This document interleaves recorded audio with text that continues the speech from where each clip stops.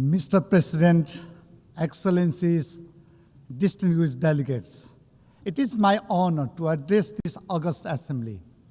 At the outset, allow me to extend my warm greetings from Nepal, the land of Sagarmatha, that is Mount Everest, the highest mountains in the world, and the birthplace of Lord Buddha, the apostle of peace and compassion. I congratulate Her Excellency Annalena Baerbock on her elections as the President of the 80th sessions of the General Assembly. I assure her of Nepal's full support. I also extend our appreciation to Secretary General Antonio Guterres for his steadfast leadership in these challenging times. Mr. President, first let me share about the recent political developments in Nepal. Earlier this month, Nepali youth, particularly Gen Z, took to the street with a clear and compelling voice for change. Their call was not for narrow interest, but for a nation built on the pillars of good governance, transparent, accountable, and responsive to the people. They demanded efficient public service, end to corruption, an equitable society, justice for all, and dignified job opportunities for the youth. It was a resounding reminder that the aspirations of the generations are nothing less than a fair, just, and prosperous Nepal. In the Gen Z movement, we saw unfortunate violence that claimed lives and left deep scars in our society. Many government buildings were reduced to ashes. An interim government has been formed to steer Nepal's political directions at this critical moment. For the first time in its history, Nepal is led by a woman as Prime Minister, herself a former Chief Justice. General elections have been slated for the 5th of March 2026. This will mark another step in strengthening our democracy through fresh mandates of the sovereign people. Building our institutions, restoring trust, and healing our society will take time, resources, and solidarity. Excellencies, truly Nepal stands at a historical crossroads. And we know that the only viable road ahead of us is that of the road to peace, democracy, and inclusive development. We are determined to continue our democratic journey, and we appreciate goodwill and continued support from the international community as we move forward in these directions. Mr. President, the world itself stands at a crossroads. Peace is in peril. Militarization is mounting. Development is drifting. And the climate crisis is culminating. We have seen commitments unmet and promises unkept. In this context, the theme of the sessions, Better Together, 80 years and more for peace, development, and human rights, couldn't be more relevant. Mr. President, for 80 years, the United Nations has served as a common foundation for multilateralism, of foundations upon which all nations, big and small, developed and developing, stand equal and forge common solutions. For 80 years, our organization has remained a beacon of hope. Hope for peace, hope for shared prosperity, hope for equity, justice, freedom, and human rights, and hope for the rule-based international order. And today, as crises converge from climate catastrophe to widening inequality, from digital disruption to violent conflicts, that beacon must shine brighter than ever. It is time to renew our collective resolve to fortify the founding values of the United Nations. Mr. President, Nepal attaches profound enduring value to the United Nations. The UN Charter is bedrock of our foreign policy. It is a compass that guides our actions on the global stage. This reflects Nepal's enduring belief in multilateralism, international cooperation, and global solidarity, the principles that define who we are as a nation. And this year marks 70 years since Nepal joined the United Nations. For 7 decades, Nepal has consistently stood by the United Nations, contributing to global peace and stability, advocating for the rule-based international order, promoting equitable and sustainable economic development, particularly for the upliftment of the least developed countries and the landlocked developing countries, and upholding human dignity and justice. Today, Nepal proudly stands as the largest contributing country.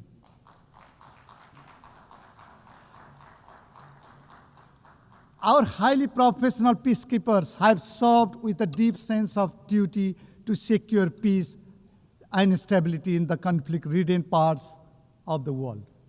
Nepal remains a steadfast advocate for complete and general disarmament. The lasting peace and safer world depends on the reductions of all weapons, conventional and emerging alike. Nepal strongly condemns terrorism in all its forms and manifestations, which stands for peace, security, and the protections of innocent lives everywhere. As the chair of the Global Coordination Bureau of the least developed countries, Nepal is leading the group to ensure equitable, inclusive, and sustainable development guided by the spirit of no one is left behind. As co-facilitator of the 4th International Conference on Financing for Development, held in Sevilla, Spain, Nepal contributed to advancing key priorities, catalyzing investment for sustainable development, addressing the debt crisis, reforming the international financial architecture, and revitalizing multilateral cooperations. Nepal is deeply honored to serve as the President of the Economic and Social Council this session.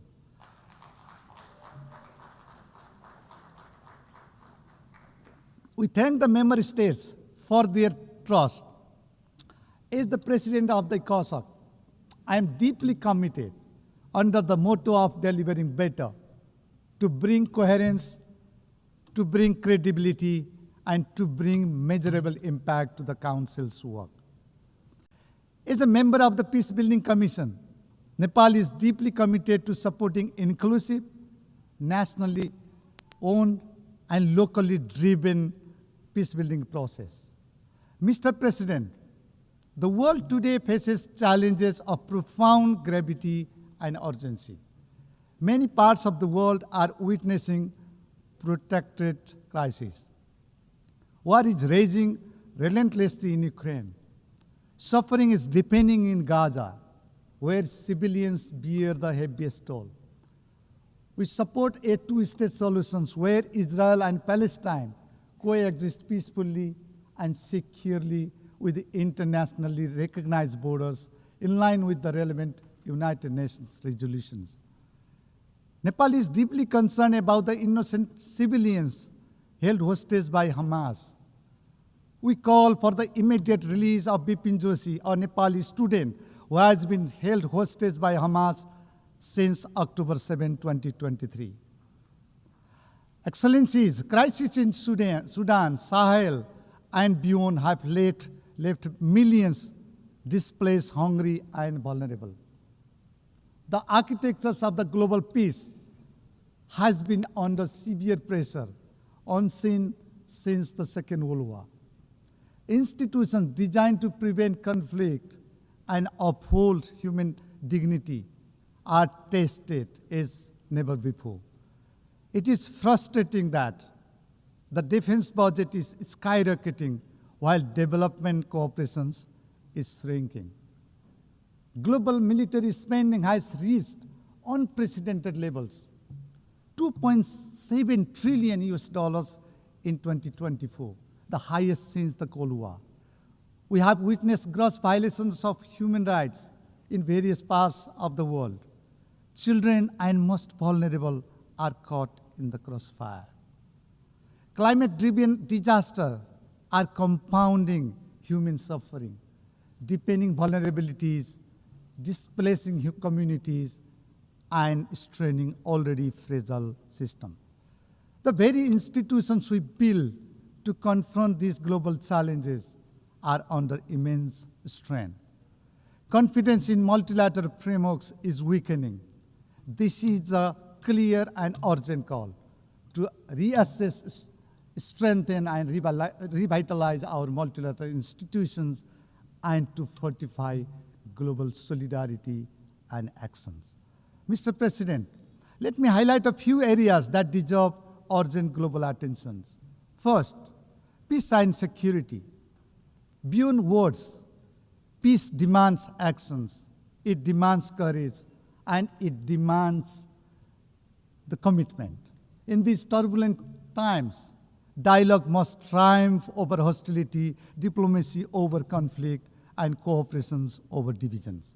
We must take urgent and coordinated actions to prevent conflict, uphold justice, and foster inclusive development. It is incumbent upon us to address the root causes of the conflicts, including poverty, inequality, and marginalizations. Second, we must strengthen multilateralism and rebuild trust. Multilateral institutions must deliver not just promises, but results. They must be representative, transparent, and accountable. In this interdependent world, no single nation, however rich and powerful, can resolve global problems alone. We must uphold multilateralism for fostering global cooperations and coordinations. We must repose our trust in multilateralism, anchored in sovereign equality, territorial integrity, and national independence. Third, accelerating the implementations of the 2030 Agenda is critical. As the progress on the Sustainable Development Goals is far off track, the world must act with greater urgency and solidarity. We strongly call for the timely and effective implementations of the Compromiso de Sovia. Sustainable investment must be boosted to deliver on our promises. Development assistance is critical for making progress in sustainable development.